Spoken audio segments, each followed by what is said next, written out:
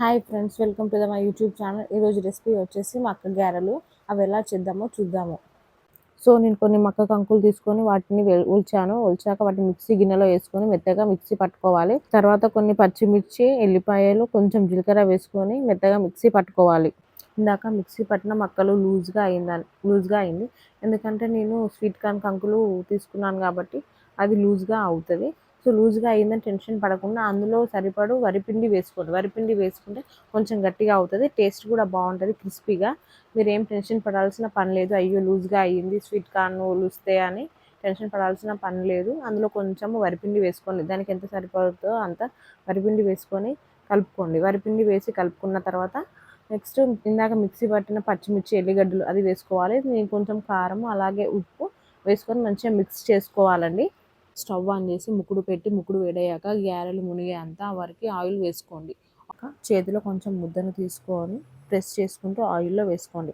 అలా రాని వాళ్ళు ఏం చేస్తారంటే కొంచెం మందంగా ఉన్న కవర్ తీసుకొని దానిపైన కొంచెం వాటర్ అప్లై చేసి కొంచెం పిండి ముద్దను తీసుకొని ప్రెస్ చేసి తర్వాత ఆయిల్లో వేయండి. కవర్ మీద చేయడం చాలా ఈజీ. నేను ఎప్పుడైనా ఇలానే చేస్తాను, మీరు కూడా ఇలానే ట్రై చేయండి. నేను వడలైనా గ్యారెలైనా ఏదైనా సేమ్ ఇదే ప్రాసెస్లో చేస్తాను, మీరు కూడా ఇలా ట్రై చేయండి. నేను ముకుడులో 6 గ్యారెలు వేసుకున్నాను. మీరు కూడా మీ ముకుడు సైజు బట్టి గ్యారెలు వేసుకోండి. మరీ ఎక్కువగా వేసుకుంటే ఒకదాని మీద ఒకటి పడి అతుకపోతాయి, అవి చక్కగా గోలవు, తింటూ ఉంటే పిండి వస్తాయి. సో ముకుడులో ఎంత ఆయిల్ ఉందో ఆయిల్ కంటెంట్ బట్టి మీరు గ్యారెలు వేసుకోండి. నార్మల్ ఫ్లేమ్లో పెట్టి గారెలు వేసుకోండి. మరి ఎక్కువ హై ఫ్లేమ్లో పెట్టారనుకోండి తొందరగా మాడిపోతాయి, లోపల అంతా పిండి ఉంటుంది, తొందరగా గోలదు.